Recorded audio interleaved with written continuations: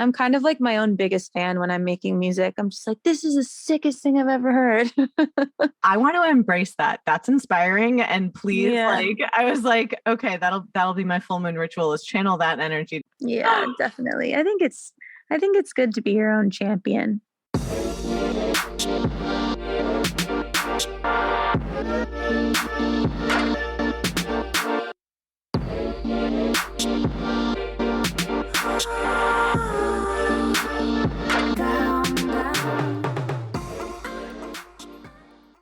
Welcome to Why Not Both, the podcast all about how our multiple passions shape our identity and our lives. I'm your host, Pam Schaefer, and our producer is Laura Studeris. This season, we are brought to you by Under the Radar magazine. If you like what you hear, you can head over to our Patreon to support us directly and get transcripts of all of our episodes, or you can come hang out with us on your favorite social media platforms, where we can be found under WNB the podcast. This week, we spent some time with the wonderful musician Banks. I hope that you enjoy our chat. Welcome to Why Not Both. Thank you so much for hopping on the call. Yeah, of course. Thanks for having me. Yeah. So aside from, it sounds like both of our sinuses going on a journey, how have you been? What have you been up to? I've been just kind of getting being happy that my album's out. That's kind of all. It's kind of bittersweet. I was going to say, tell me more about that experience. What informs the bittersweetness of it? It's just crazy working on something for so long and having it's so personal and special to me, and it's kind of like giving your child to the world. Yes. Yeah, it's exciting, but it's also a little I don't know, I'm protective of it. Well, and it's very vulnerable to share something of yourself like that. Yeah, I agree. It definitely is. When you were working on it, was a lot of it done kind of in more of the isolation in the last few years, or were you able to work with other people? Oh, got it. It was definitely born out of isolation. I mean, I kind of wasn't even planning on making an album. I really needed a break from everything. And then I just naturally, music is just something that helps me function. So I just started making it again, not really thinking it was for anything. And then after a while, I was like, oh, wow, this is turning into a body of work. And especially in the isolation of that, were you working on more of the production and engineering side of it as well? Yeah, definitely. I got into Ableton and just fell in love with production, and definitely vocal comping. It's just I've driven every engineer mad in the studio by just being a backseat driver, looking over their shoulder, telling them, they're just like, do you want to do it? And so now I know how. And you're like, actually, yes, in fact, I do. Yeah. So now, if I'm in sessions, I actually, even if there is an engineer, I have to kick them out of the chair for vocal comping, because I'm just like, you're not going to be able to do it as fast as I am, because I just know exactly what I want. Oh my God. I admire that so much. And Ableton is my favorite as well. I don't know why. Oh, really? Yeah. Out of all of the DAWs, it makes the most sense to me. Yeah, totally. I love it. Oh, I admire that you can do your own vocal comping. I get so lost in the weeds when I do that, because I get really hypercritical of myself. When I'm listening to the vocals, I'm just like, oh, there was saliva on one of my back molars. That's funny. Yeah. Mine is more just I don't know. I just love it. I just get so in it. I'm kind of like my own biggest fan when I'm making music. I'm just like, this is the sickest thing I've ever heard. I want to embrace that. That's inspiring. And please, I was like, okay, that'll be my full moon ritual is channel that energy. Yeah, definitely. I think it's good to be your own champion. I love that. No wonder also why that's so vulnerable to put it out in the world. But that experience of that, though, it's it's the ultimate of making the thing that you want to be in the world because you're enjoying it while you're doing it. Yeah, totally. Completely. Oh my God. I love that you brought up the vocal work as well, because on one of the songs I noticed that it was really interesting that you were singing with like a pitched version of yourself. And I was so curious about the production work on that one track that it starts off with you being like the vocals are pitched and it's clearly your voice, but then like your like natural voice comes in on top of it. And I was like, oh, that's so cool. Yeah, it's fun to play with. Are you talking about Holding Back? Yeah. Yeah, that's actually a girl named Mayday who's singing, and we pitched her vocals up super high. Oh, But I, in general, like I love playing with different octaves of vocals and different, it's Shlomo who I worked a lot with on this album is so good at that, like different frequencies and just like changing tones. And it's so, you can just do so much with it. yeah. Like that's a fascinating part of production work for me, is almost like using a vocal or using a sound in a way that you wouldn't expect that sound to be used. Yeah, totally. Like that to me is really, really fun. I guess like Mhm. when you were watching other engineers do that, like I guess kind of the question in my mind is like, did you always feel like, oh, I always wanted to do that? Or was it like the isolation of like, oh, I have to do that. Now I have the freedom to explore. Like I was curious about the relationship with that when you were working with other I people. mean, I always felt I've always like considered myself like an executive producer of everything, just because I'm like so hands-on of exactly what I want. It's just Mhm. like now it just feels like such a relief that I don't have to like try and get my point across. I can just do it, like it's just skips a step and it's just better. Right. Um, but yeah, I mean, I think every woman should learn how to be their own engineer. I think it's really important. I agree. I was just Hmm. It's funny. I was just in a Twitter thread with one of my guests from a few weeks ago on the art of self-esteem. And she was talking about that, like, she didn't have the opportunity really to learn her in engineering. And that she was like, oh, I've always relied on like some guy to do it. And we were talking Yeah. about that phenomenon of it's always like some guy. Um, Yeah, totally. Yeah, I think it's just like for some reason it's just like accepted that it's a I don't know, like it's just not expected of women or something, and so we don't. But I think it's so important to do that. And I also think it's made me realize how kind of unfair the game is set up towards writers, because like if somebody my whole career I have said like bring the drums in here, add more reverb, like put more like low end on it. I want the voice to sound like this, or like production decisions. But yeah, yeah, I've never had a production credit before this album. And if somebody's ever in a room when you're writing a song and they make a suggestion where you like change one lyric, they get co-writer credit. right. So it's just like, and I think that generally that like, I don't want to sound like a man hater. I love men, but I'm just saying my boyfriend's in the room and he just looked at me with a mean face. He I, said one specifically. Yeah, I love one man, but um but I think that yeah, I think generally men have been the ones that are producing. So yes, and then the producers always get writing credit yes. because like technically, if they write a note, then that's writing. So it's just I think it also made me realize how it's kind of like skewed how the business is set up as well. Yes. And like to speak to what you said, like it's funny because my boyfriend's a producer and engineer and like sound mixer and everything. And I've said to him so many times exactly what you just said, that it's not that I hate men.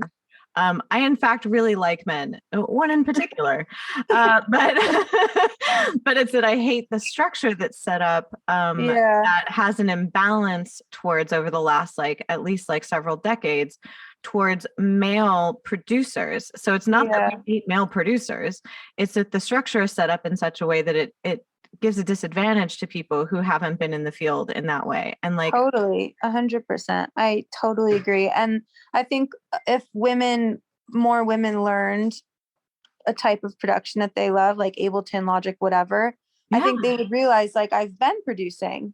I have been producing all along. Like I've been helping the production all along. yeah, and Most, yeah. yeah. I mean, I'm so hands-on with everything I do. So it's hard for me just because it's like not one note is on a song or not one instrument that I'm not like approving and you know in on. Yes. So I just realized that so much this last album.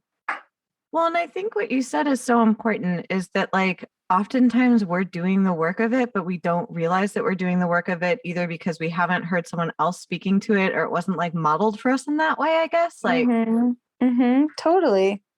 I guess like I feel really fortunate that I saw like, I mean, it was interesting thinking back, like I didn't think for a long time that Bjork was a producer, which makes absolutely no sense because she's a phenomenal producer.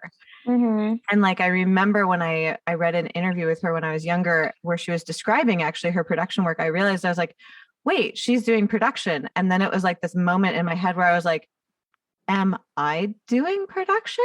Yeah. Like, without seeing a model of that of someone that is like you, it's like it's hard to wrap your mind around it almost. Yeah, totally. And I think you kind of know, like you have a gut instinct of if you're really involved in something or not. Like I'm not saying like people should like take credit for stuff that they don't deserve credit on, but I'm just saying like the conversation should be had for sure. Yes. I'm glad in some ways. I'm sorry for the isolation, but I'm glad in some ways it led you to like kind of more of it. Like I was like, I mean, what was your background in music? Like, did you study music production? Did you study music theory? Like, I guess like what? No, I didn't do anything. I didn't even study piano. I write all my music on the piano, but I don't know what notes I'm playing. Like I just like do it by ear. I just taught myself, but I just never wanted to take lessons. I mean, I'm not hating at all on people. I mean, people who are well trained and in like jazz piano and stuff like that. I'm just like, they're incredible. But for me, it's not, I don't know. I've always just liked doing it on my own.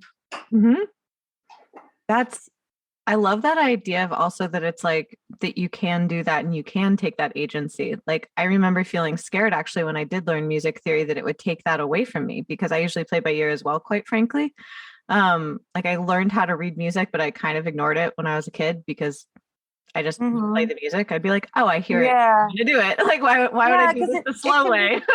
It can become like I've worked, like I remember in college, I studied psychology, but there was this piano room in my dorm that I stayed in, and it was like a soundproof. It was really random. It was like the only dorm that had a music room, but it was soundproof, and I would play. And sometimes if I did like have friends that were in like the music school, when I would be writing with them, like I would feel sometimes so frustrated because they were so tuned in on like music theory and different like chord progressions and how certain like things fit together that it felt almost like I couldn't, like they were like, well, that doesn't make sense if you do it like that.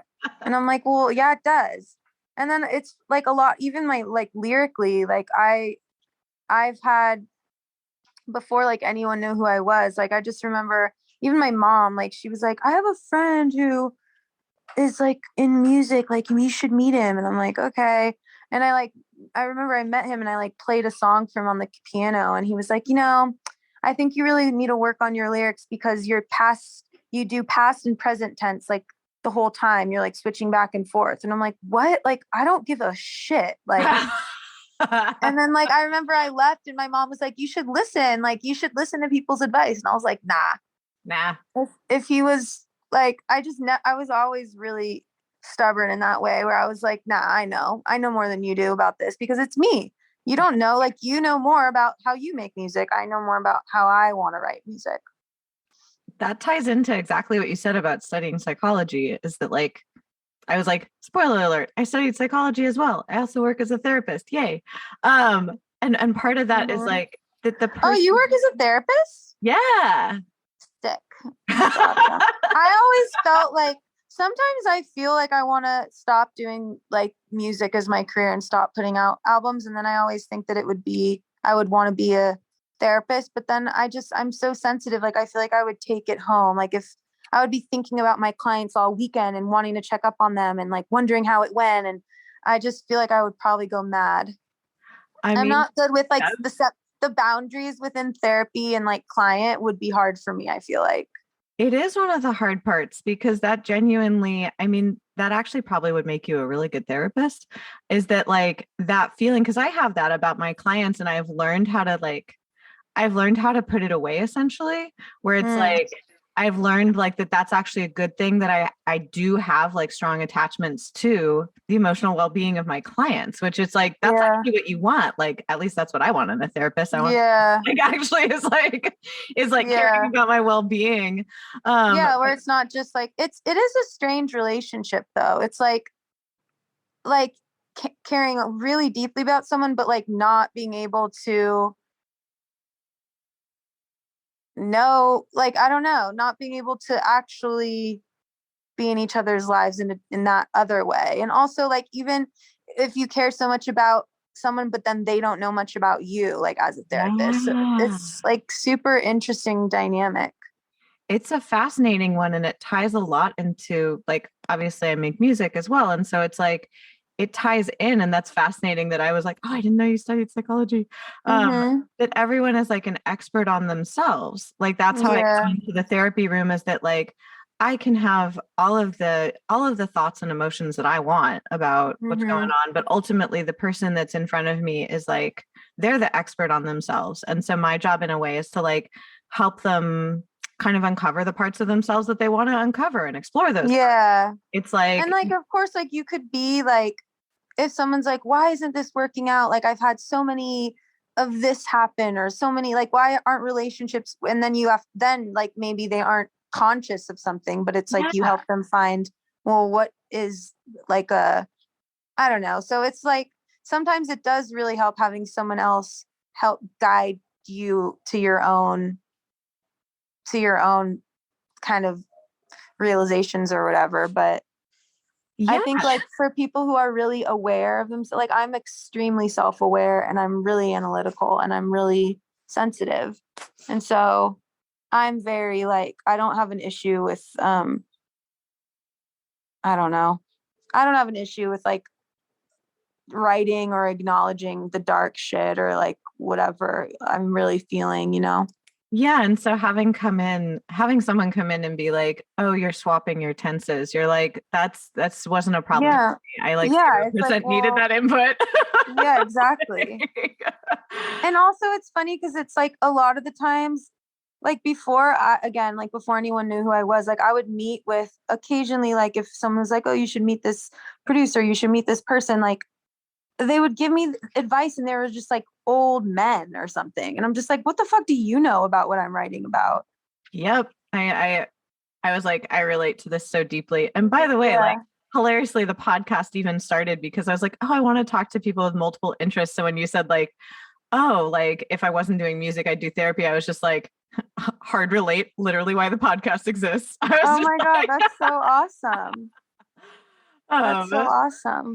thank you. Yeah, like I find like people that are in multiple worlds very fascinating because I think that we can't all be reduced to like one thing. And I was like, why do we try to do that to people? That's silly. Yeah, exactly. And that happens on albums too. Like I feel like I just did an interview where they were like, it's funny, you have a song called Fuck Love on the album, and then also you have a song called I Still Love You.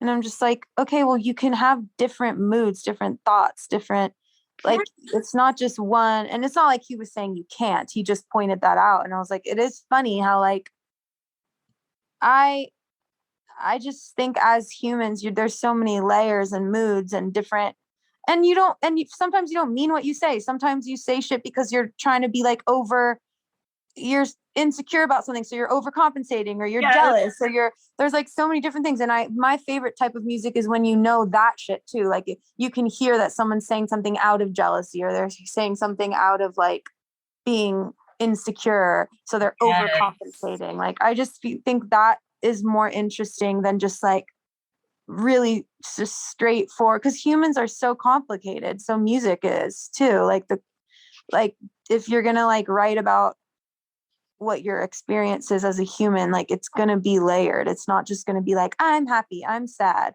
Right. And that's, I joke with my person that like, because he says that I'm like one of the most like level-headed people in action that he's ever actually been around. He's like, it's almost creepy. He's just like, but Mhm. then your music, he was just like, that's where it comes out. And I was like, yeah, exactly. That's like Yeah. the safe place for all of those ambiguities, dichotomies, all of those Yeah. things. That's a wonderful place to put those. Cause I was like, would I want to act like my songs out on another person? I'm like, No, really? exactly. Like that would Like be chaos. when people meet me, they're always like, "You're so sweet," and I'm like, they're like, everyone's shocked that I'm kind of like normal, and I'm like, "Well, what do you expect?" And then it's like they think I'm going to be like this dark creature on a throne or something, and I'm like, "No, I don't go to the market like with like I don't know, like it's just you get it out in your music, so you're not a psychopath in real life." Yes. I was like, that's the pull quote. That's literally Yeah. that's like my best friend is it's funny because I'm like barely 5 feet tall. You saw me briefly on Zoom, but I'm sitting down. I'm very small. And then my Yeah. bestie is like 5'10" with like long dark hair. Like she's basically like a beautiful goth noodle. Aw. And I love her. And her music is similarly like it does have a lot of exploration of darkness in it. And it's the most interesting thing because people will meet her. And I think the strangest thing someone said to her, they're like, wow, you're actually really funny. And Yeah, she's like, you totally. think I'm just this like humorless banshee? Like, Yeah, I think people have a hard time seeing like duality and like multidimensionality. Like I feel like I find it really boring when like there's somebody who's like makes this type of art and then you meet them and they're like exactly how you thought they would be. I think it's so refreshing when someone I don't know, there's like a stereotype with artists, I think that you have to be this like weird, freaky, like unfunctioning, kind of messed up, dark person. But I yeah, feel like what art is that's why there's actual art therapy. Like that's what music is. That's like it's not I can go through like 6 months without writing music because like if I don't have anything I need to express or if I'm just like nothing really is like if I'm just like cool hanging out like I don't necessarily like feel like I'm going through something where I need to like really work things through. yeah, I'll like not write for a while, but then all of a sudden I'll be writing every second for like 5 months straight or something if I'm going through something. So yes. I think it's just like a healthy way for people to express themselves, especially I'm I think I was just born with like extra tentacles. Like I just feel things so hard. So it's been such a blessing for me. Like I don't really I would I have I'm not perfect. Obviously, I deal with depression, anxiety, whatever, but I don't know where I would be without music. Oh, I love the way you put that, that you have extra tentacles. And as you said, you're also highly self-aware. So you're just like, I know what to do with these. It goes through the Yeah. channel. And Like, I used to think that made me like weaker. Like I would see in high school, I would go to these parties with these like obnoxious energies and I would feel really dark. And like I mm, would look at everyone else or some other people that like didn't get affected at all by it. And I thought they were like stronger or something. Like why, how don't they how are they not like, how don't they feel dark around this bullshit? Like, but I think that it's such a blessing. You're just like you just feel more. You're more empathic. You're more understanding of the human experience, I think, when you're an extra sensitive person. this may sound weird. Did you grow up in LA as well? Yeah. I was just like, that sounds like my experience of like trying to go to parties in high school. Like I had a close group of friends that were like kind of just involved in like the music and writing programs at my school. But other than that, Yeah. it was like, LA's a strange place because there's like it's not just like high school parties. There's like this whole different like pretentious if like celebrity and money world yeah, that that, like is yeah. not quite normal. Like it's funny, like my boyfriend's from Seattle, and like when I've met his friends, I was like, whoa, I was like, after the first few times I hung out with them, I was like, there's something, what is it about your friends? Like, I really like them. What is it? And I was like, they're so nice to be around. And I realized they just like weren't pretentious and they weren't really like insecure, constantly trying to prove themselves. Like they just chilled. Like, Yeah. and I think that LA, it's a weird, it can be confusing growing up in LA because it is like the hub of the entertainment business and Yes. celebrity and just all things shallow, all things that are like surface surface arrogance, but just like underneath, just so thirsty for validation. And it was interesting. I don't know if you experienced this, but it was interesting being someone who was interested in music, even at an early age. Like I took a bunch of music classes in high school, but I was never like the star musician in a way. It's like there were people, because a lot of the people that went to my school like were already like their families were in the entertainment industry, or like they were already in the entertainment industry. And I wasn't like in the industry. It was more like I was interested in the making of the thing. Yeah. And it felt like a different relationship in a way to it. Like, I don't know Yeah, how to totally. describe it. It's funny. First of all, in high school, I didn't tell anyone I made music. I just did it like secretly for myself. And then it's funny because when I started putting out music, I would run into people and they'd be like, "Oh, what are you doing?" And I'd be like, making music." They'll be like, "You make music?" And I'll be like, "Yeah."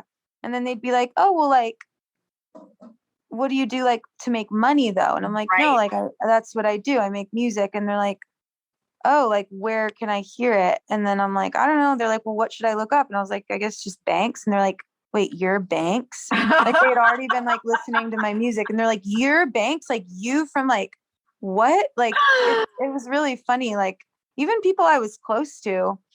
But there was this one person who I obviously am not gonna name, but he grew up in LA and just like in the crew with really famous people's kids and probably in a band with a famous artist kid or whatever. And I remember when I first put out a song that like people, I think it was the song Before I Ever Met You, but it was like I started kind of getting a little traction. And I remember I ran into him and he was like, "Wow, like you're a real artist now. Good job." Like in this really condescending way. And I was like, well, I was always a real artist. Just because people like know who I am now doesn't mean I'm more of a real artist. And then it's funny because like my career kind of like, I mean, I'm on my fourth album now. I'm really proud of that, but he's definitely not. So it's just funny how people are, and I'm not trying to be like catty or anything. It's just like, it's just that energy. If you're sensitive, it is really hard to grow up around. It makes you feel less than. Well, and even that you didn't like that you kept it a secret for so long, like that, Yeah. that sensitivity to that, like I deeply relate to that. And it's funny because I'm just like, now I'm wondering, I'm like, did we go to the same high school? We'll ask when we hang up. Yes, I was just like, oh my God. Wait a second, we did. My manager texted me. Oh my God. My manager texted me before this interview and was like, this interviewer went to the same high school as you. Yes. I was just like, because I remembered also Jensen McGray went to our high school. Because I was just like, wait, I knew there was another person I was interviewing that went to our high school. Wait, I don't know who Jensen McGray is. She's the one I was like, this is about to be so LA. She recorded the song that was like supposed to be a Phoebe Bridgers parody, but then it blew up and she made it like an actual song. And she's actually a wonderful songwriter and like was writing an album, but like weirdly it went viral that like a spoof on Phoebe Bridgers that she wrote, like it was a whole thing. Oh my God. Yeah, I have not heard of that or seen that. I'll have to check it out. She's a wonderful singer-songwriter that literally had a viral moment spoofing Phoebe Bridgers that then became a real song that Phoebe Bridgers was like, the song is amazing. And now like that launched her into more of the spotlight. And I was just like, yes, beautiful. That's really funny. That's so funny. Thank you for being here for this ADHD moment of me being like, gosh, it sounds like you're talking about my school. Then I was like, wait, you are talking about my school. Oh my You're the other God, person who went to my school. Funny. That's so funny. Yeah, it's funny that like before knowing that you could tell by like how I spoke about it that you got it. Like it is, it's not a common experience for sure. It's definitely like people who have like experienced it and went there probably like know, especially like sensitive people. But yeah, it's a really unique situation, I guess. That is a good way to put it. That's so funny. I totally spaced out, and yeah, it is totally you. And I did totally know that in advance. Now I'm like, oh my God, it is you. Yeah, like it's this the way that you spoke of it did land in that it's this rarefied environment where in some ways it's like you see that anything is possible, and that's really fascinating.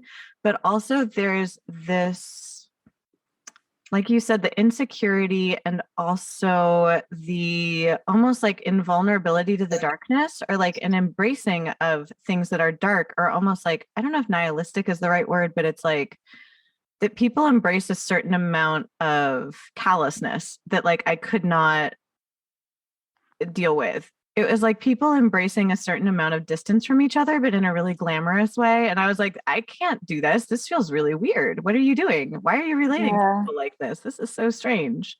I think that like in general, when you just feel things extra, like how I put it, extra tentacles, I think just life, being a human can be confusing.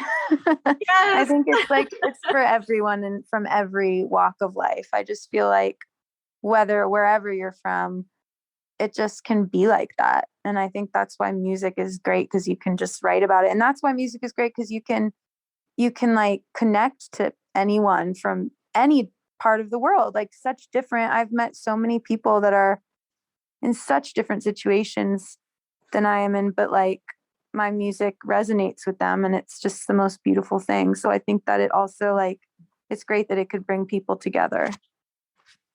That's so beautiful. Cause yeah, like especially I think about, the times that I listen to music, like just, on my headphones, hanging out. And I'm not thinking about the circumstance necessarily of the person who made it. I'm thinking about like how I'm Yeah, connecting like to I the music. remember when I was younger, like I was in love with Ben Harper, like his voice and the shit that he wrote about. It was like I was 12, 13 years old. I didn't have anything in common with this guy, but Yeah. maybe I did because like I understood, you know what I mean? So I think that it's such humans are humans and we really are all similar and we're all so different. So I just think music is like that common bringer people together thing. Yeah. And it's fascinating to think of music as the bringer together of people, and that the music that you just made, that like you get to actually now feel what it feels like to have other people connect, was made when you were like by circumstance disconnected from most other people. Yeah. Yeah. But I think that you need to disconnect in order to like digest your life when you were like, I feel like I just, wasn't writing about being disconnected. I was like trying to process stuff in my life that, whether it's relationships or just how I was raised or if whatever it is. But I think that it's just, it's cool to be able to reach people across the world. What has it been like now that it is out in the world? What has it been like getting energy back from people who are experiencing the music? Like, because it does feel different now. Like, have you been able to play shows? Or people reaching out to you on socials? Like, I guess, kind of what's like the wave that's coming back? Well, I'm going on tour this year, which I'm so excited about. Um, so far it's mainly I've just, I played a few shows last week, a few like little acoustic shows, which were great, just like Mhm. kind of like to celebrate the album release. And yeah, I just can't wait to sing with people in person. But yeah, thus far it's kind of just been like internet. Yes. Yeah. What is your relationship with internet? Because I feel like a lot of people's has changed during this time, and like relationship with internet is often kind of like strange and fraught territory. Yeah, that's pretty accurate. Like I think at the beginning when my music first came out, I didn't have a Facebook or an Instagram or anything. I just like really stayed off of it and I didn't even understand it. Like my first manager was running it for me because I was just like, I was like, what? Like it just it's a strange thing. And then like of course, like it is an incredible thing. You can reach so many people, you could learn so much, you could connect to people, you could, keep in touch with people. It's incredible. but at the same time, it can be really toxic. And I think that just balancing those two Yeah. is for every person pretty confusing, especially this society. So it's totally changed. Like I can't imagine growing up now with Instagram, like being in like seventh, eighth, ninth, like high school. Right. That must be so crazy. Like it was, I can't imagine. Yeah, because it's almost like when you were talking about kind of the pressures, even and like the insecurity and comparisons. I mean, I remember bringing around like those little like instant cameras. Like that was really fun to do. But like then people would have like, you know, either you'd use one of the disposables or you'd have instant cameras. And then people would have like little Polaroids. And so you'd have, Yeah. And they were like life moments. It wasn't as posed and like yeah, thought out. Yeah, it's crazy. Now everybody kind of, whether you're in music or not, you could be a mom, like, but or you could be anything. Like, I don't even know, a freaking scientist or a veterinarian or a doctor or just like a stay-at-home dad or mom or whatever. And you can have like your own weird personal brand. Like it just feels so strange. Like, and the word brand is so messed up anyways. It's just like the least human. It's not real. It's a brand. Like it's like, but that's kind of what it feels like these days. People have like their own shtick, you know? yeah, it's like their construction of self. Like I remember it was someone who worked in like they did like I don't know what to call it other than like social media management. Like they advised people on like how to person on the internet. Uh, Yeah. and they said like, oh, well, pick 20 adjectives that describe you and definitely circle the top 5. And everything that you post should be encapsulated always by that top 5 with a little smattering of some of the other 15. And I was just like, whoa, like that's really fascinating. But also I thought about it in terms of how much information we get coming at us if we are, say, on social media, that it's like people want to make themselves digestible because otherwise we're not actually designed to take in that much information. So like when you were talking about the person saying, why do you have these like dichotomous ideas of love on your album? It's like, if we're seeing something pass by in like 0.5 seconds, we can't take in a dichotomy. We're like, well, which one are you? And I was like, that's very reductionistic. And also like, maybe we weren't designed to take in information about people in this format. Maybe that. Yeah. And maybe I also think like now the business and in general, it's like all about content, but like good art isn't rushed and it's not like made just for be having content. It's not for the sake of having content. Like you actually have something real to say and it takes a long time. Like it took me 3 years to make this album. And some of the songs I made years before that. So really like longer than that. It's not just like, it's confusing when you're an artist and you don't know exactly what to value because you have your label and these people and that people saying, do TikTok, do this, do that. But it's like, that's not really like what I do. Like, do you know what I mean? But it's become such a big inherent part of this business and this culture in general. And I just think it's so fast paced. It's just like, it's crazy. I probably sound like such an old person right now. But it's funny because like as I was like as an elder millennial, I'm in that awkward like Oregon Trail generation, they call it. Oh my God, the Oregon Trail. I was just like, I'm one of those. Oh my God, the Oregon Trail was so funny. It was like your donkey got sick and it gave you all a disease because you ate the meat. You all died. It's like Mary, remember, like there's a buffalo in the road. You're like, what's it called? What did they travel in? Oh my God, you had to like ford the rivers in your wagon and it was like, yeah, like your wagon broke down and there's a buffalo in the street. Like, what are you gonna do? Like vault over the buffalo, get a trebuchet. Yeah. Oh my God, I actually really want to play that game right now. I loved that game so much. And I loved how needlessly dramatic it was. Like, that's what was so fun about it is like one playthrough, it would be completely uneventful. And the other, it's like, you're bitten by snakes. There's a buffalo in the road. Like, yeah, the wagon's on fire. And then like, they were just trying to get to like the town, right? Yes. And then like, if they ever got to the town, it was like, Yes. God, there used to be such fun things. Remember Tamagotchis? Oh my God. I was obsessed. And like my mom was like, I'm not going to get you one of those because you're going to be super obsessed and then you're going to forget it exists and it's going to die. And in retrospect, she wasn't wrong. Yeah, but they were always like, you killed your baby, you overfed it, or like I just remember I was with my cousin and her Tamagotchi fell down the elevator shaft and she was like hysterically crying. Oh, What a funny, it's so funny. This is hilarious. Yeah.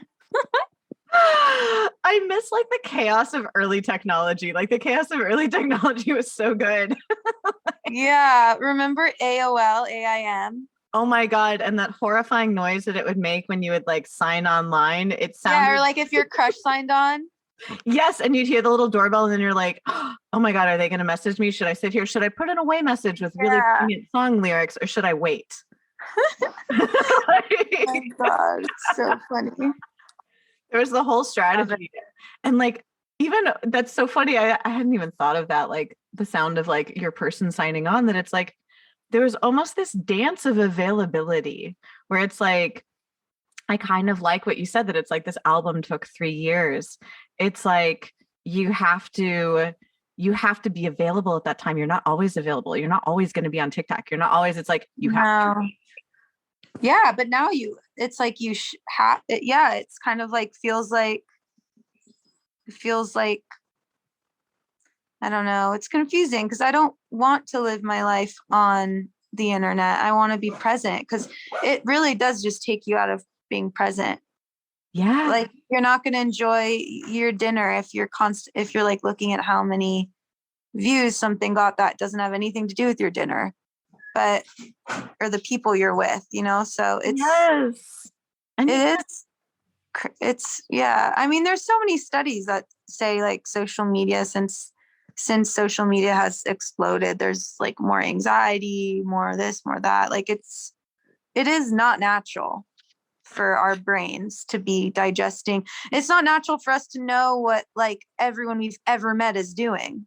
no, because you can't retain all that information and it doesn't have meaning. It's like out of context. Yeah. Like even trying to create art when you're doing that. Like I love what you said about like kind of tuning into your own thing, like at least in your writing flow, where it's like sometimes there are times when you tune in and there isn't something there that needs to be processed in your writing. Yeah. And then there's other times where you're like, oh my God, I need to process everything. But to have that ability to tune in, you need to be able to have the quiet to listen, to be like, hey, yeah, you have to tune out. Yeah. Yes. Yeah, totally. Yes. Like I find that's why when I make music, that's why I don't listen to music, because it's just like it just feels sometimes, I mean, of course it's nice to like everybody has certain songs that really inspire them and this and that, but in general, like I think it's an isolated process. That's why also like there's so many like corporate studios where you kind of like run into a bunch of people when you're there. Like my favorite, I just love my little home studio. Yes. I must admit that's usually where I'm happiest making music. I think it would be a treat at this point to go to one of my friends' studios or like write in one of their living rooms just for just a little change of pace after the last few years. But other than that, that's actually where I usually create my best stuff. Like is when I can really tune into myself in my little living room studio, just like really tune everything out. I love how you put that, where it's like tuning the other things out to tune in, and then I can take my things to like one of my friends that I usually mix with, because like I love having another set of ears on my stuff personally, because like he's going to hear something that I didn't hear, and then like same with like my vocal producer, like she's going to hear different things that I haven't thought of and that I didn't notice. And so I love running it by the people that I trust, but it's like I only do that after I've kind of had my time in my little cave. Yeah, totally. Totally. Like, yes. Yeah. I was like, I could talk to you forever, but I also know that like I can't. Yeah, well, this is so awesome. It was so wonderful getting to speak with you. I really appreciate all of your flexibility and scheduling and yeah, of course. Yes, playing the fun game of calendar Tetris. Yeah, I'm excited to listen back to this and be like, I can't believe I said that. That's like the sad and exciting story of my life these days. Yeah. It's like, did that come out of my mouth? Oh, yes, it did. Okay. All right. Yeah. Oh, You're thank like, you we'll just go again. with it. Yeah, thank you so much. Thank you again for listening to this episode of Why Not Both? If you liked what you heard, please make sure to like us and subscribe to us on your preferred podcast platform. You can also come hang out with us on social media. We are at WNB the podcast, both on Instagram and on Twitter. This season, we are brought to you by Under the Radar magazine. Under the Radar is a nationally distributed print, music, and entertainment magazine and website. You can find them at www.undertheradarmag.com and feel free to support them on Patreon. Extra special thanks to our producer, Laura Studeris, who is literally a rock star. Thanks again, and I look forward to seeing you next episode.